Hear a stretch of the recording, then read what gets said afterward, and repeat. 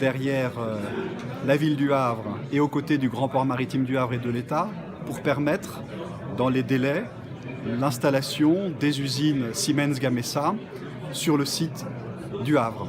Il s'agit de préparer les terrains sur le Grand Port Maritime du Havre, à peu près 35 hectares de terrain, 2 quais à préparer pour permettre l'installation de ces usines.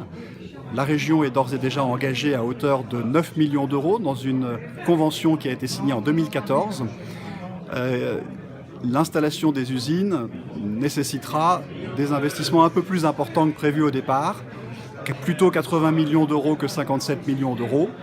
Et donc, il s'agit dans les prochains mois de voir avec nos partenaires locaux, ici au Havre, et les partenaires comme l'État, de se réunir et de réunir un tour de table pour financer les travaux d'infrastructure, pour préparer les terrains, pour préparer les quais et permettre ensuite, dans une étape suivante, l'installation des usines Siemens Gamesa. La réunion des deux régions, Basse et Haute-Normandie, a retardé le projet ou pas? Non, pas du tout. Le projet, il a vécu sa vie. Ça a été une vie un peu mouvementée parce qu'il y a eu des recompositions industrielles. Il y a aussi des projets de parcs éoliens qui sont attaqués devant les tribunaux les uns après les autres. Et donc la justice, elle aussi, fait son travail. Donc il n'y a pas eu aucun retard. Il y a eu simplement des moments où le projet a été suspendu, où il a été revu même très récemment, parfois à l'initiative du gouvernement aussi qui a voulu renégocier légitimement les prix de rachat. Le seul sujet que la région avait et qu'elle a encore, c'est de vérifier que les projets cherbourgeois et havrais sont bien des projets compatibles, des projets complémentaires, des projets qui se justifient l'un et l'autre.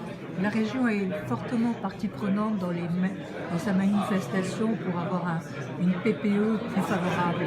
Oui, bien sûr, parce que la Normandie est très bien placée.